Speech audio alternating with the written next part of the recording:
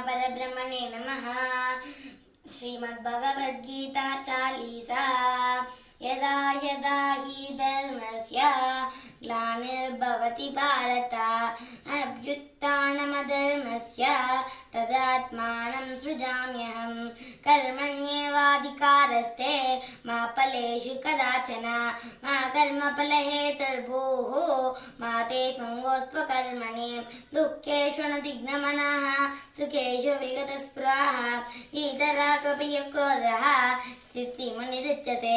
जायतो विषयान् पुंसः सङ्गस्तेषोऽपजायते। सङ्गात् सञ्जायते कामः कामात् क्रोधोऽभिजायते। क्रोधात् भवति सम्मोहः सम्मोहात् स्मृतिविभ्रमः। स्वधर्मे निधनं श्रेयः परधर्मो भयावहः।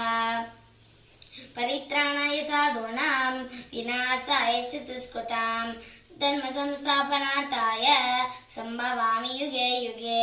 ब्रह्मार्पणं ब्रह्महविः ब्रह्माग्नौ ब्रह्मणाहुतं ब्रह्मैव तेन गन्तव्यं ब्रह्मकर्म समाधिना।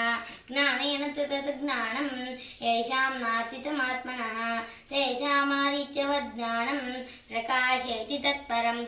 उद्धरेदात्मनात्मानम् आत्मानमवसादयेत्। आत्मैव आत्मनः बन्धुः आत्मैव परात्मनः। युक्ताहारविहारस्य युक्तचेष्टस्य कर्मसु युक्तस्वप्नावबोधस्य योगो भवति दुःखः। असंशयं महाबाहो मनोदुर्निग्रहं अभ्यासेन तु कौन्तेय वैराग्येन च गुह्यते। मनुष्याणां सहस्रेषु कश्चित् जतति सिद्धये यततामपि सिद्धानां कश्चिन्मां वेति तत्त्वतः। पाठने वेहनामुद्रा विनास्तस्य विद्यते न हि कल्याणकृत् कश्चित् दुर्गतिं तात गच्छति। बहूनां जन्मनामन्ते ज्ञानवान् मां प्रपद्यते। वासुदेव सर्वमिति स महात्मा सुदुर्लभः। अन्तकाले च मामेव स्मरन् मुक्ता कलेवरं। यः प्रयाति समद्भावं याति न्यासत्र संशयः। ब्रह्मभुवनालोकः पुनरावर्तिनोऽर्जुन मामुपेत्य तु कौन्तेय पुनर्जन्म न विद्यते। अनन्यचिन्तयन्तो मां ये जनाः पर्युपासते तेषां नित्याभियुक्तानां योगक्षेमं वहाम्यहम्। पत्रं पुष्पं फलं तोयं यो मे भक्त्या प्रयच्छति तदहं भक्तिप्रवृत्तम् अस्नामि प्रयतात्मनः। अहमात्मा गुडाकेश सर्वभूताशयस्थितः। अहमादिश्च मध्यं च भूतानामन्ते एव च। यद्यद्विभूतिमत्सत्त्वं श्रीमदोर्जितमेव वा तत्तदेवावगच्छत्वं मम तेजं संभवं। भक्त्या त्वनन्यया सख्या अहमेवं विदोऽर्जुन। ज्ञातुं द्रष्टुं च तत्त्वेन प्रवेष्टुं च परं तप।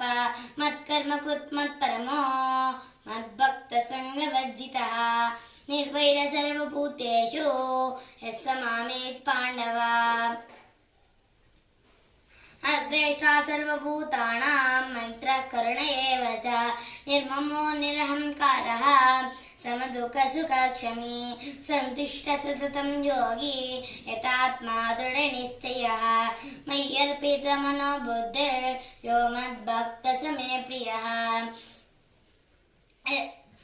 सर्वतः पाणिपादं तत् सर्वतोक्षिशिरोमुखं सर्वतः श्रुतिमल्लोके सर्वमावृत्य तिष्ठति। समं पश्यन् हि सर्वत्र समवस्थितमीश्वरं न हि नश्चात्मनात्मानं ततो याति परां गतिम्। ధన్యవాదాలు.